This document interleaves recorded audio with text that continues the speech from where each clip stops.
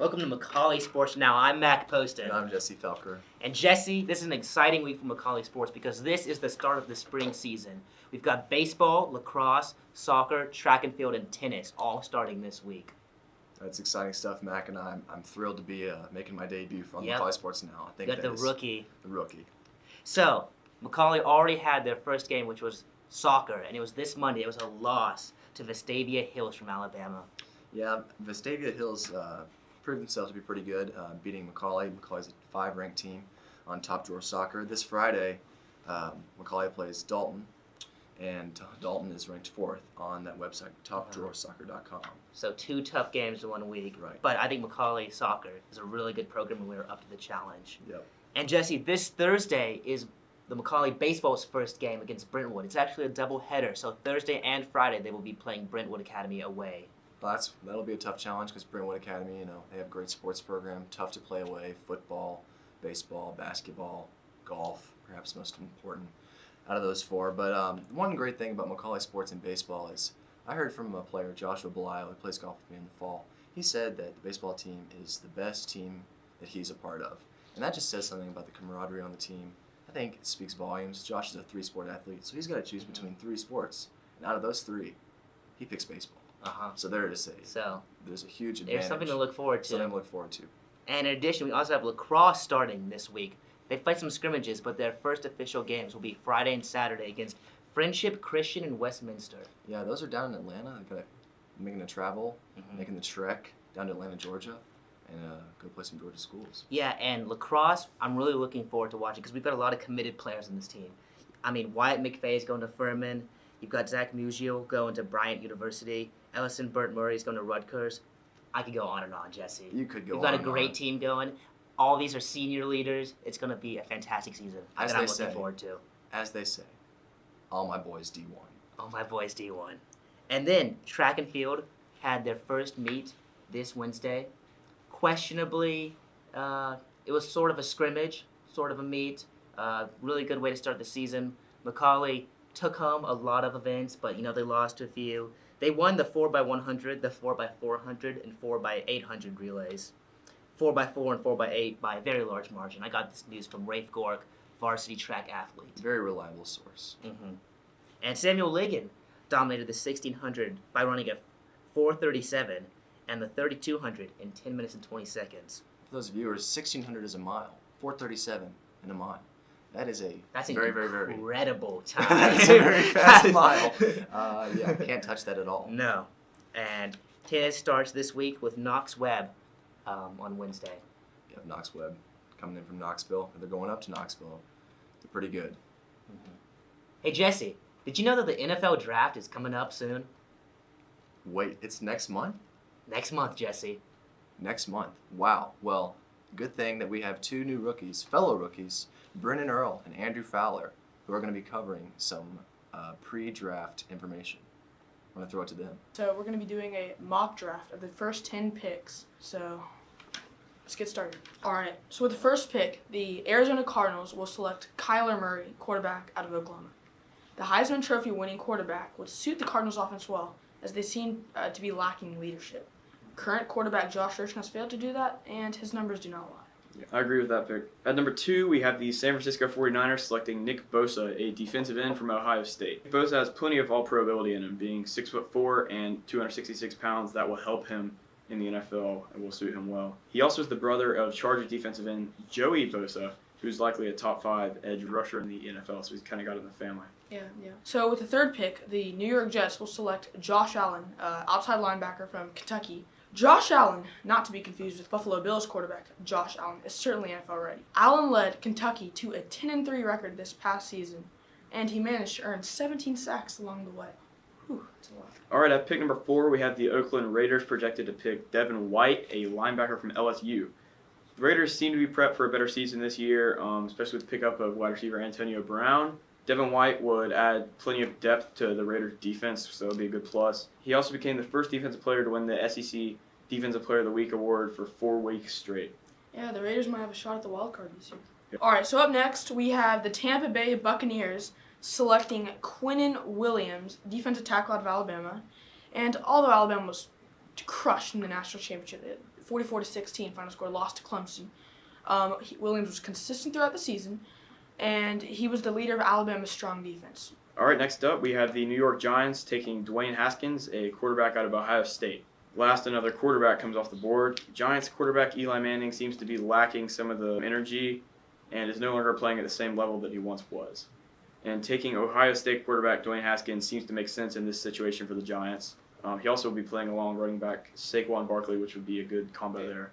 All right, here we go. So at the 7th pick, we have the Jacksonville Jaguars selecting Noah Fant, a tight end out of Iowa.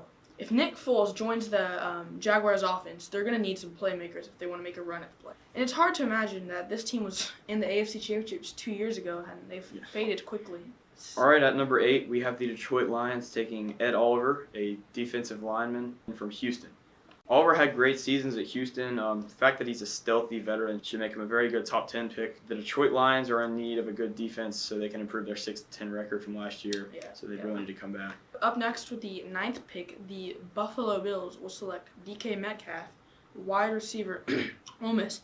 Metcalf, if you don't know, had some outrageous numbers at the NFL Combine. Believe it or not, he ran a 4.33 40-yard dash, which is incredibly fast. Hopefully, he can bring some talent to the Bills' offense, which seems to be struggling every year. All right, last pick at number 10, we have the Denver Broncos projected to select DeAndre Baker, a cornerback from Georgia. DeAndre Baker was the leader of Georgia's stellar defense that played very well last season. He should also be able to make a solid transition to the NFL. I don't think he'll have any problem with that. Yeah.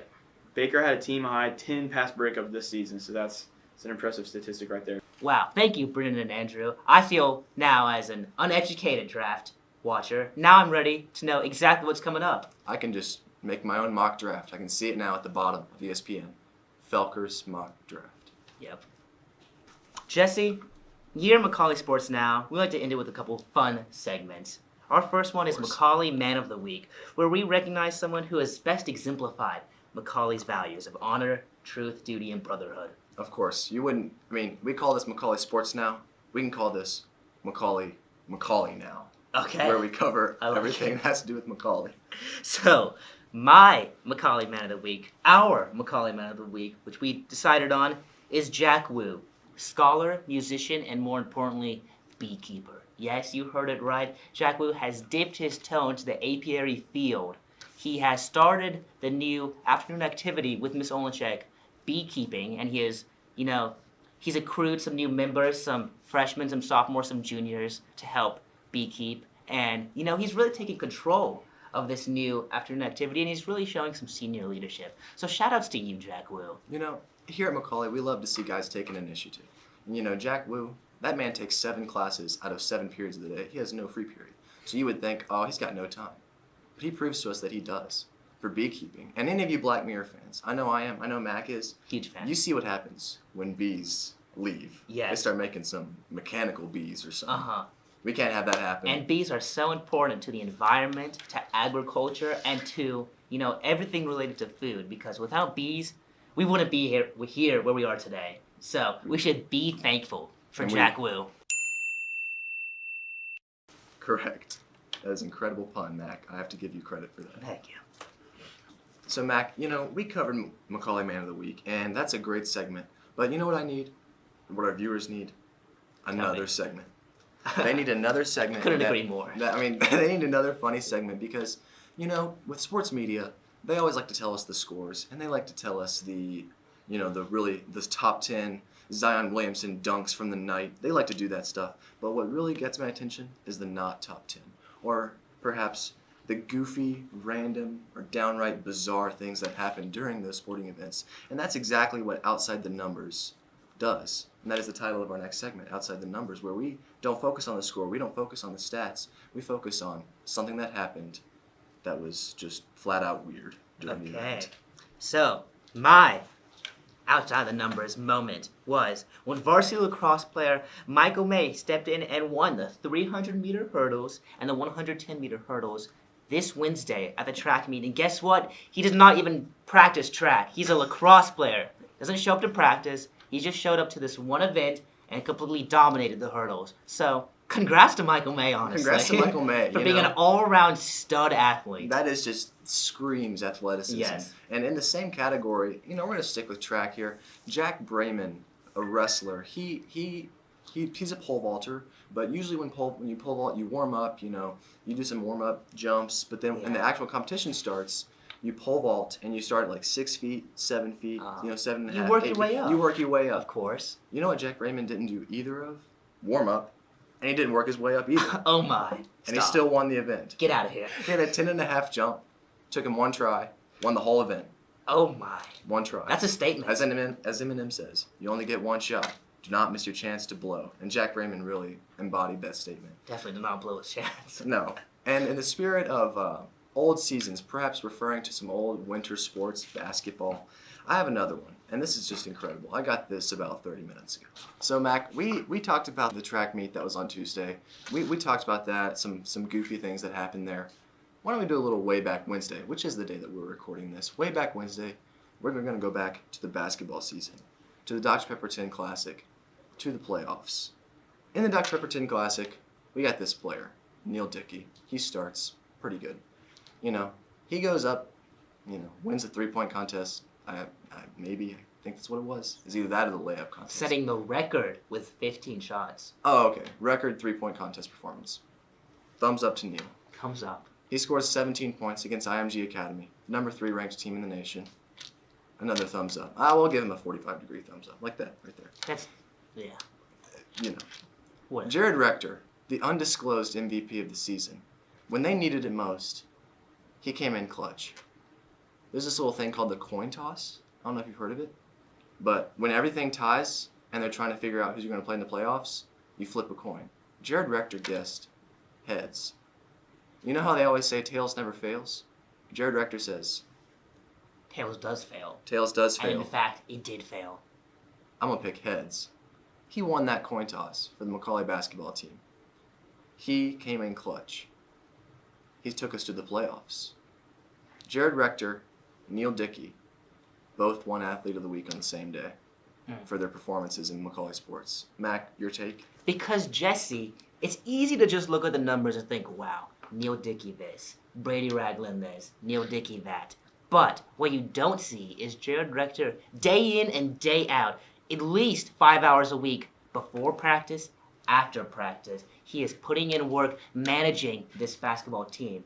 He provides me and Patrick with the stats that we need to commentate. He has all of them written down. He is working tirelessly, endlessly, to make sure that this basketball team is up to par the best he can.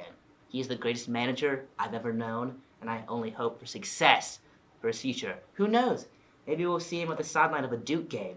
UNC, manager. You know he didn't run the stats on the coin flip. He probably looked deeply into those stats. They say 50-50 chance. He probably measured the coin beforehand.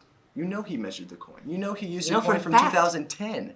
Because that He's is the analyzed best coin for flipping. He's analyzed the history of that coin. He's gone, this coin was used in this playoff game. Well, Jesse, thank you for that segment of outside the numbers. was We're a lot going of to fun. throw it off to William Hanley.